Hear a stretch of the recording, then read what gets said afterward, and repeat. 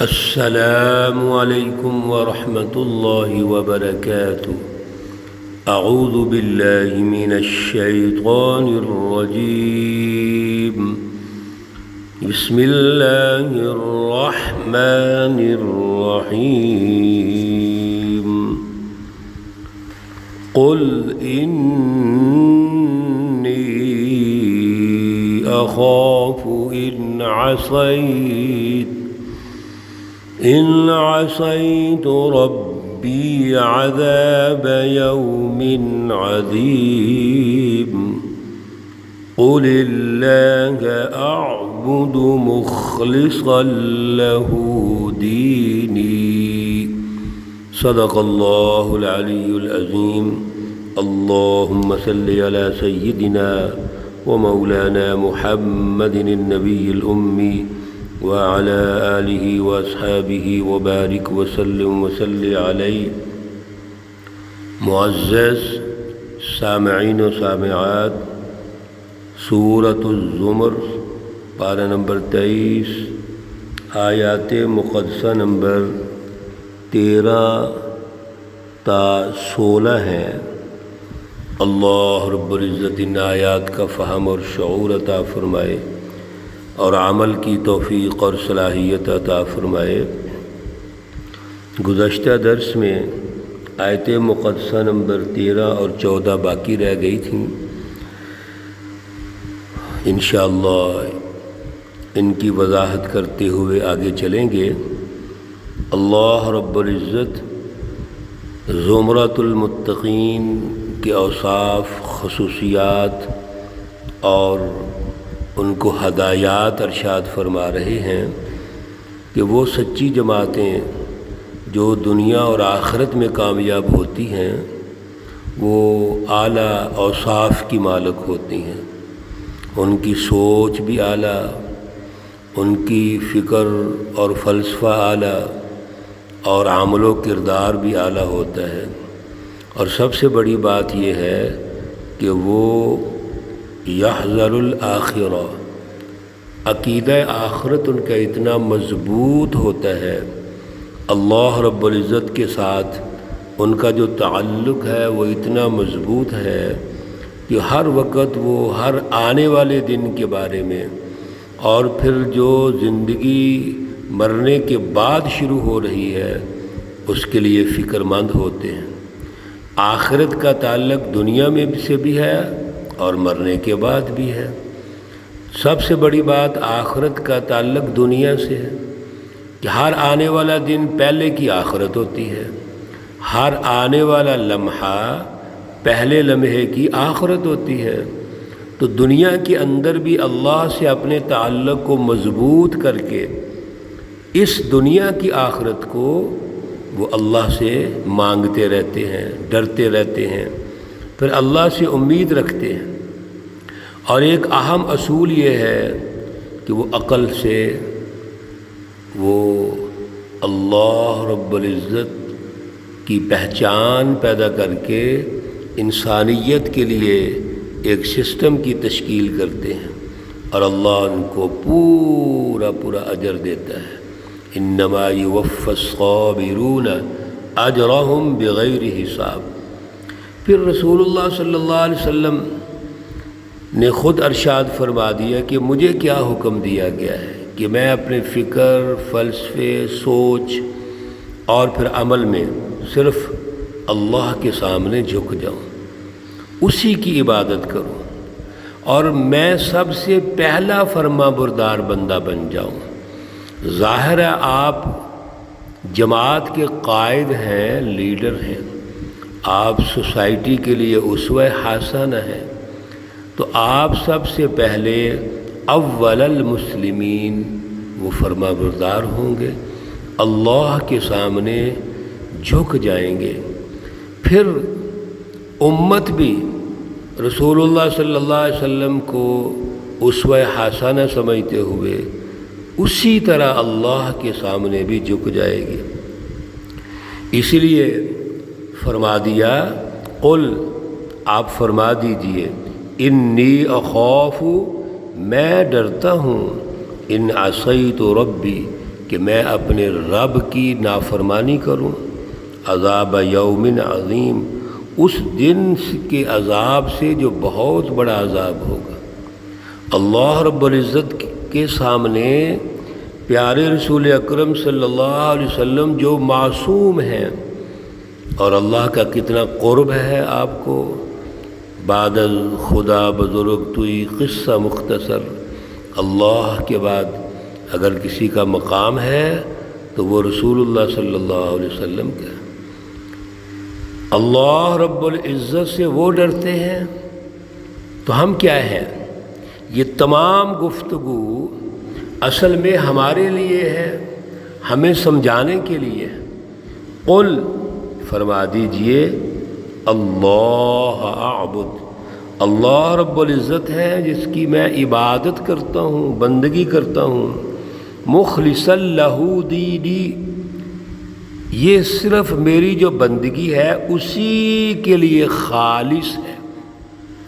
جیسے الا للہ الدین الخالص، سورہ مبارکہ کے شروع میں اللہ رب العزت نے ہمیں رہنمائی ارشاد فرمائی کہ دین خالص کیا ہے، اس کا مفہوم اور تقاضے کیا ہیں، وہ ہم پہلے بھی سن چکے ہیں۔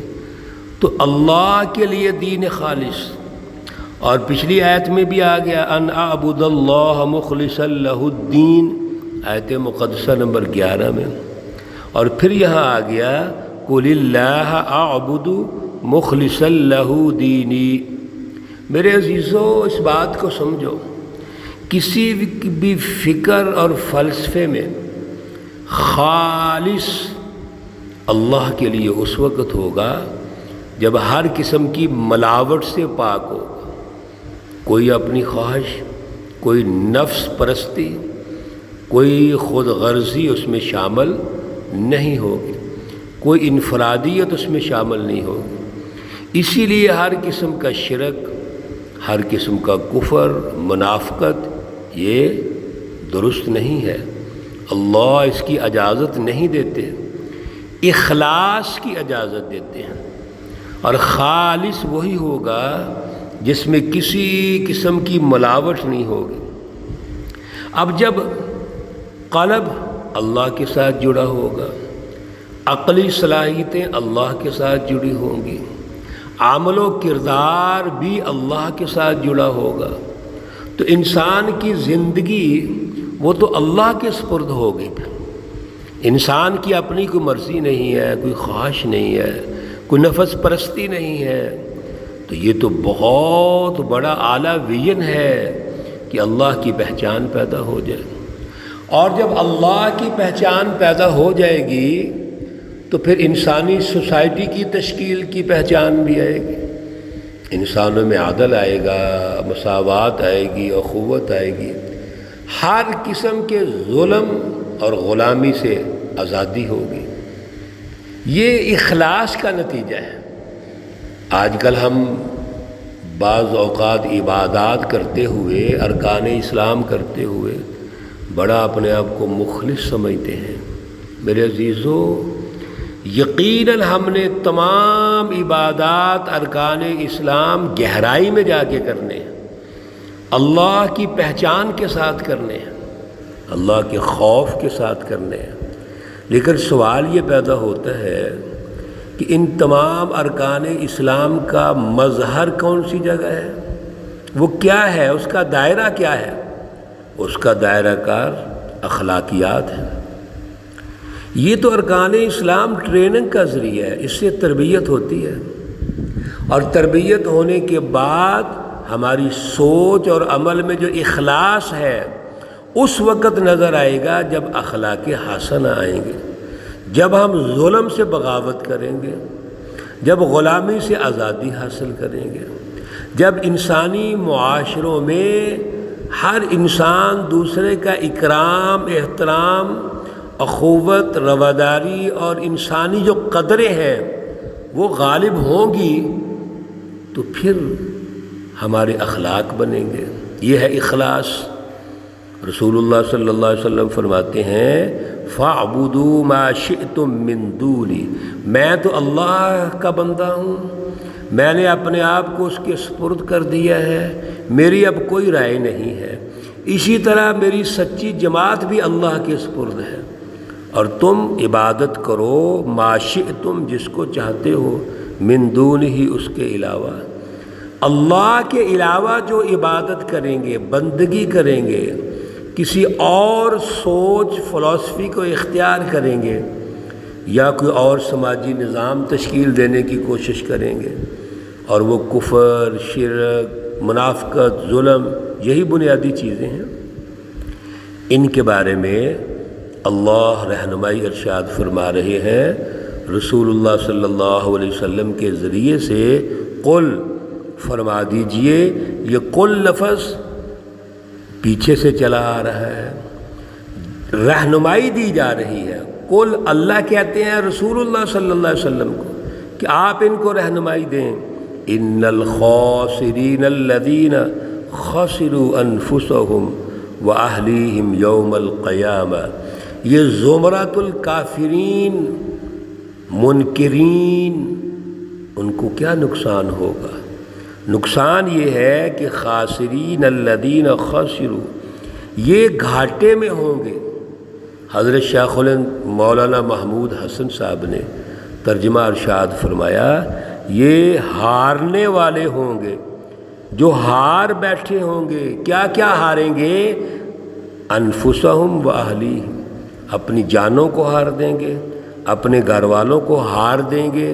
یوم القیامہ، قیامت کے دن، قیامت کے دن سب کچھ تباہ ہو جائے گا، گھاٹے میں ہوں گے۔ الا، خبردار، ذالک هو الخسران المبین، یہ واضح نقصان اور گھاٹے میں ہوں گے۔ میرے عزیزو، دنیا بھی تباہ، آخرت بھی تباہ۔ یہ کافر، مشرک، منافق اور ظالم جو طبقے ہیں، یہ کبھی کامیاب نہیں ہو سکتے۔ اللہ رب العزت نے بڑے خوبصورت انداز میں مثال دے کے سمجھایا، لہم من فوقہم ظلل من النار، ان کے اوپر آگ کے بادل ہیں، ظلل من النار، آگ کے بادل، ومن تحتہم ظلل، اور نیچے بھی آگ ہے۔ جیسے نیچے بھی آگ بھڑک رہی ہو اور اوپر سخت بادل ہوں جو آگ کے ہوں، تو آپ ذرا اندازہ کیجئے کیا منظرنامہ ہوگا، کتنی سختی ہوگی۔ ہم تو گرمی کا سورج برداشت نہیں کر سکتے اوپر، اور اگر یہ جہنم اور آگ کے بادل سروں پہ منڈلا رہے ہوں اور نیچے بھی آگ چل رہی ہو تو کتنی سختی ہے۔ ذالک یخوف اللہ بہ عبادہ، انہی چیزوں سے اللہ ڈراتے ہیں اپنے بندوں کو۔ یا عبادی فاتقون، اے میرے بندو ڈرو، اللہ سے ڈرو۔ سبحان اللہ، اللہ تو ہمیں دلائل سے گفتگو کرتے ہیں، رہنمائی ارشاد فرماتے ہیں، اور ہر موقع پہ یہ کہہ رہے ہیں کہ میرے بندے بن جاؤ، میرے قریب آ جاؤ، تقوی حاصل کر لو۔ اور اللہ ڈراتے کیا ہے؟ رہنمائی دیتے ہیں، سمجھاتے ہیں، دلائل سے گفتگو کرتے ہیں۔ اللہ ہمیں اعلیٰ شعور عطا فرمائے۔ اگلی آیات میں اللہ رب العزت جن چیزوں سے ڈرا رہے ہیں وہ کیا ہے، اس کے بارے میں سچی جماعت زمرۃ المتقین کے لیے اور قیامت تک کے لیے اللہ کی ہدایات ہیں۔ اللہ ہمیں عمل کی توفیق عطا فرمائے۔ اللہ رب العزت تمام بیماروں کو شفائے کاملہ عاجلہ مستمرہ عطا فرمائے۔